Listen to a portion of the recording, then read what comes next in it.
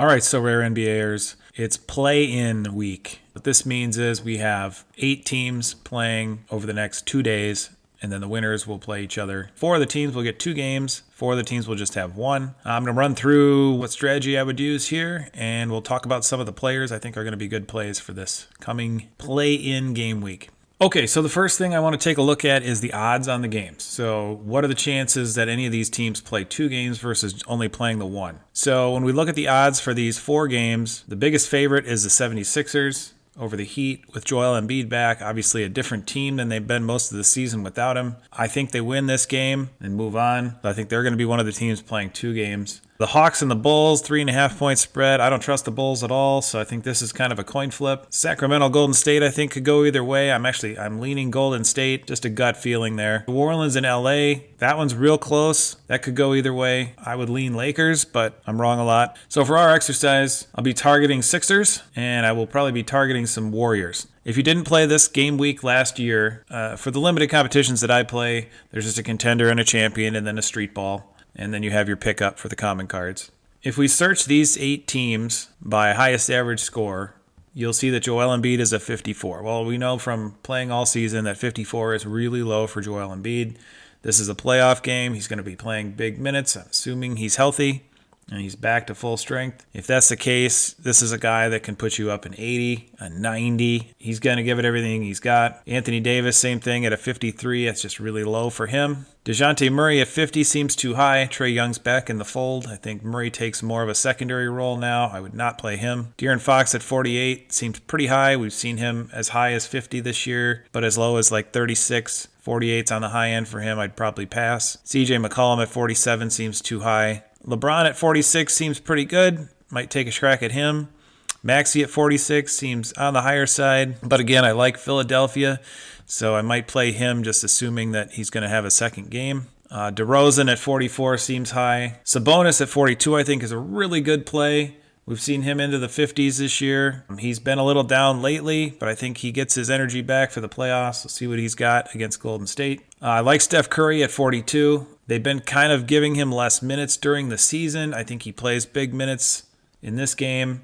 I think he's certainly capable of a huge game. Trae Young's back, but we don't know exactly how healthy he is. Since March 1st, he's only played once. Well, what are you going to get from Trae Young? Do you trust him at a 40? I don't. Trey Murphy, 38, too high. If the Pelicans are at full strength, he is probably your 4th option. Oubre, 35, seems too high. With Embiid back, he takes a back seat. He's probably their number 4 option. Ingram at 34 is interesting.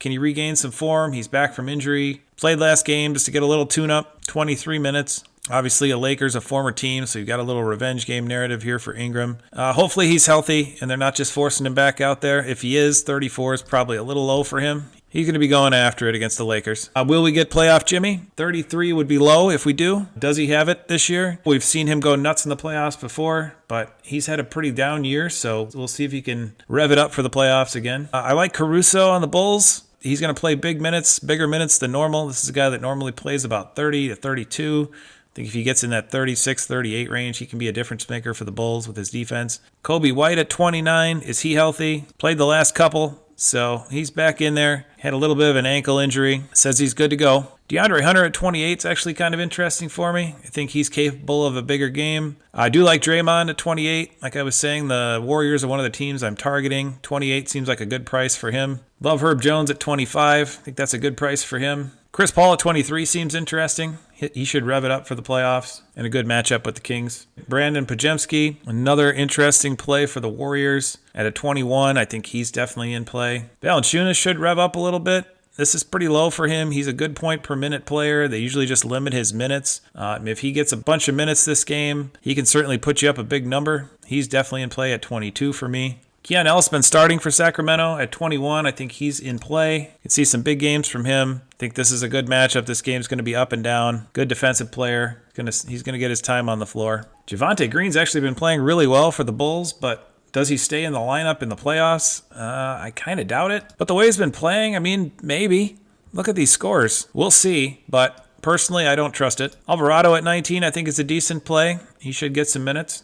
Jaquez will definitely play. And at a 13, I think he's worth a look here. So some of these lower end guys you might be able to capitalize on. Dalen Terry's been playing a lot down the stretch, but this is end of season stuff. I don't know that he plays in the playoffs. Not seeing anything low here that I would take a chance on. So Hawkeyes at 13 is your last available play, I would assume.